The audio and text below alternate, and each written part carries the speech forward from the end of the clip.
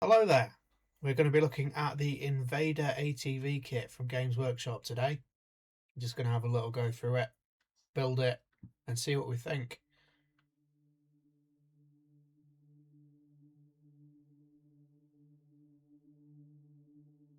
So I was given this one by a friend, and I'm really happy with it, to be honest. It reminds me so much of the old Space Marine attack bikes.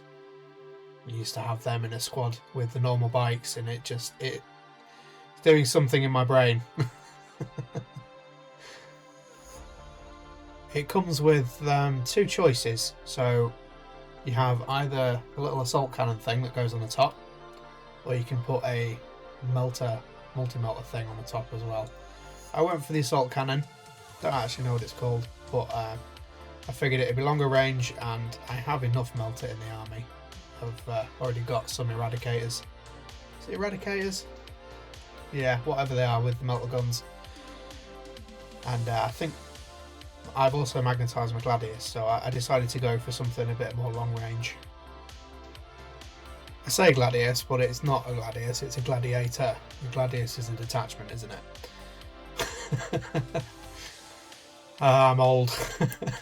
Please forgive me. Something I will say about this kit that I did enjoy is the wheels. So the older models tended to have like two halves to the wheel. You have to glue that together, and then it'd wind up on the vehicle somehow. But I think the way they've done this model, it's quite a bit of a leap forward. It was really nice to put together. I really enjoyed doing it. I think it's quite a nice, simple model overall to begin with.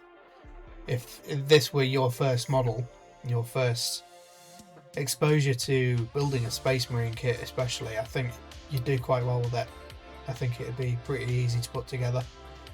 I don't think you'd have too many problems with it. All said and done, recording this video, I got about 55 minutes of footage, so it took me about an hour to go from in the box to complete, which it's not too bad, honestly. I'm a bit on the slow side. Takes me a while to figure things out. So yeah, I think top points for that, really.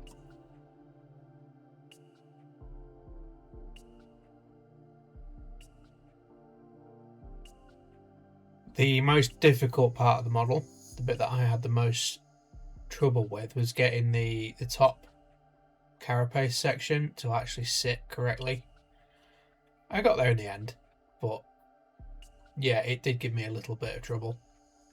Nothing massive though.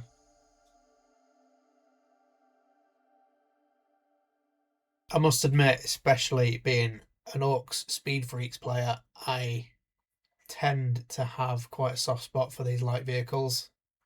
Same with the Eldar Viper. It's like, I love them. They're fantastic. I know they're paper thin, but just zooming around, unleashing firepower on unsuspecting things, that's my cup of tea, that is. I did the Boomdacker Snazwagon recently. Managed to get two of them fairly cheaply on eBay. And I also did the Shock Jump Dragster, which there's actually a video for on the channel if you're interested in checking that out.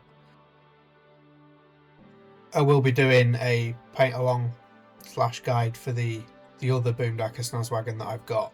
It's sat here undercoated and ready to actually film, but it's just yeah, there's been a lot going on, so hopefully we'll get around to that soon.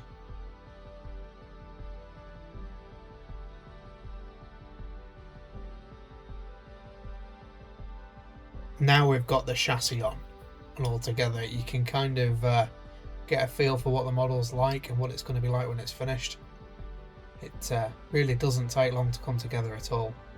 There are some fiddly bits, like the gun is several pieces, but a lot of them are quite big, I noticed. So there's a lot of progress in a short amount of time. These bolt rifles on the front that I'm doing right now were a little bit of a pain as well. It took me a little while to figure out how to actually get them to mount, because there's a little bit of conflict with those front wheels and that assembly.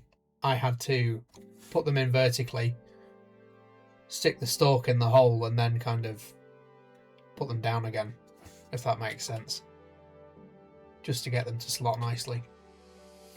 Something I will say about these newer models compared to the older ones is the posing has kind of gone a little bit nuts, which is fine, it's good. Overall, the models look a lot more dynamic, but they're a bit more of a pain to put together. I noticed this especially with the Sisters of Battle units because they're so delicate and fine, but even these Space Marines kind of suffer from it a little bit too. It's just, yeah, you have to make sure that they're at the right angle and you get everything in the right hole, and gotta watch out for these things.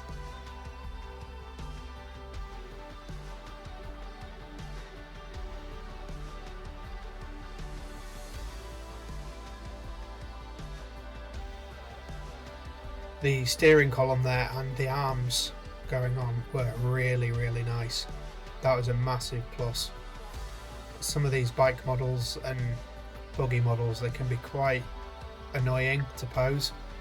Even some of the infantry units, again, suffer from this, but this particular model, it just slotted onto the side of the Marine and then into the side of the grip. So yeah, well done G-dubs for that. That's good design. So this is the top plate that I was talking about earlier. It was a little bit of a challenge. I did dry fit it, and it was fine. It was just, there was a really annoying gap down each side, left and right, where it just wasn't quite sealing properly. And it might be by design. Some motorbike cowlings in real life, they kind of have that in places, but it didn't feel like that was what it was supposed to be. It was just like floating. It is what it is. We got there in the end.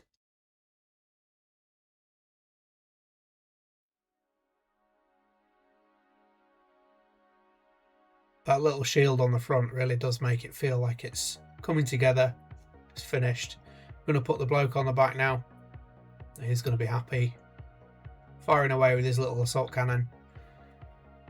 And we're nearly at the end of the build. If you guys do feel like leaving a comment, I'd love to know what you've been working on. What's on your desk at the minute that you're currently building or looking forward to build. Just leave me a comment and just let me know. I'd love to hear from you.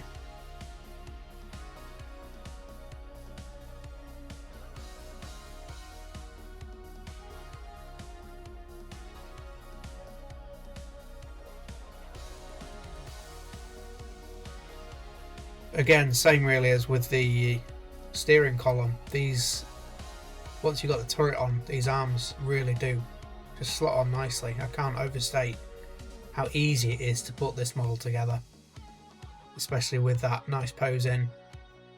Just yeah, it's spot on.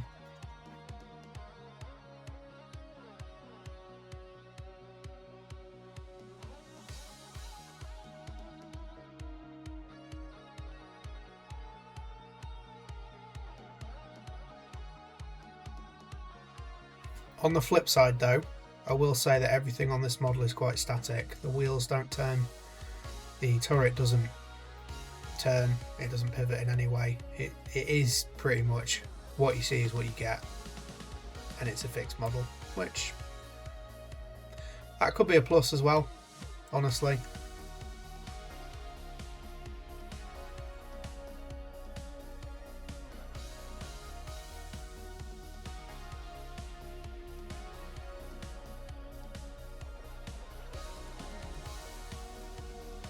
That's us basically finished now. We've got an arm and a gun cowling to put on, and then the model's basically finished.